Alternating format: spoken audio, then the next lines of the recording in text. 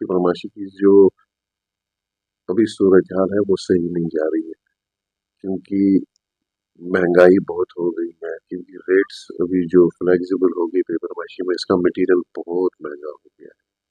तो अभी मार्केट में बहुत सारे वजूहात ये भी है, लेकिन बहुत बड़े वजूहात इसमें ये है कि इसके रेट्स जो है ना वो ऑटोमेटिकली, मतलब वो वैसे नहीं आ रहे कि जितना होना चाहिए था। एक कारीगर अगर 600-700 रुपए दिन का नहीं कमाएगा तो ये आर्ट फूलेगा फलेगा कैसे?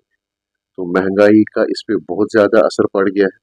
इसका मटेरियल भी बहुत महंगा आ रहा है और मार्केट में वो रेट्स वो नहीं आ रही है। अभी एक अच्छी बात होगी पेपर मशीन के लिहाज से कि वो ये है कि ये लोकली बड़ा पॉपुलर हो रहा है। जैसे मेरे हाथ में अभी ये खत्म बंद का है।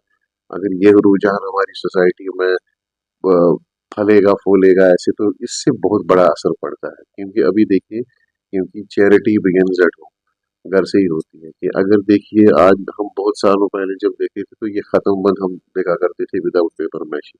लेकिन आजकल क्या है कि लोग जो है, जो ही अपने मकान होटल्स वगैरह जो भी प्रेफर करते हैं कि हम जो नकाशी वाला ये जो डिजाइनिंग अभी आ रही है खत्म बंद में, तो इसकी वजह से कारीगर पे भी बहुत असर पड़ गया है।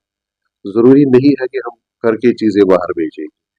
ठीक है ना? अभी देखिए, लोकली इस चीज से बहुत बड़ा ये पड़ गया एक आर्टिजन पे कि मतलब लोकली उसकी चीजें बिक रही है अभी खत्म बंद उसमें, या और भी कुछ जैसे वॉल पेंट्स वगैरह आजकल कर रहे हैं पेपर मैची के, इससे बहुत बड़ा असर ये एक कारीगर पे असर पड़ गया कि उसकी थोड़ी सी रेट्स भी अच्छी मिलती है और लोकली ये बहुत कंज्यूम हो रहा है।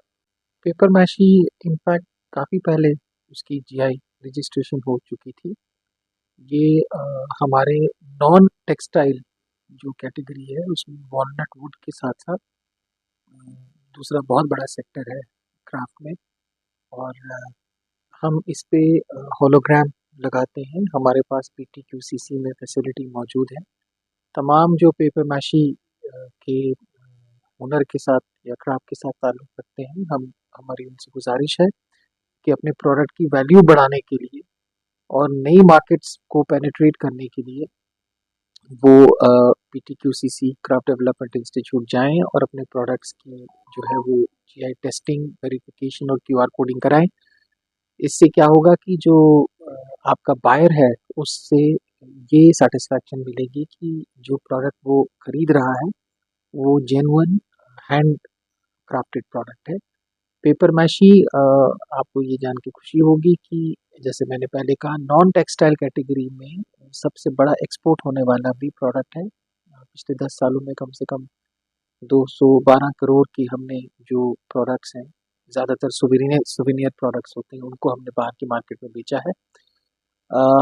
हमने डिपार्टमेंट ने भी पिछले कुछ सालों में तकरीबन 8,000 नए पेपर मैशी के कारीगर तैयार किए हैं, जो हमारे मुख्तलिफ ट्रेनिंग सेंटर्स में, हमारे 19 से 20 ट्रेनिंग सेंटर्स हैं, जिसमें हम पेपर मैशी की दोनों किस्म की ट्रेनिंग देते हैं।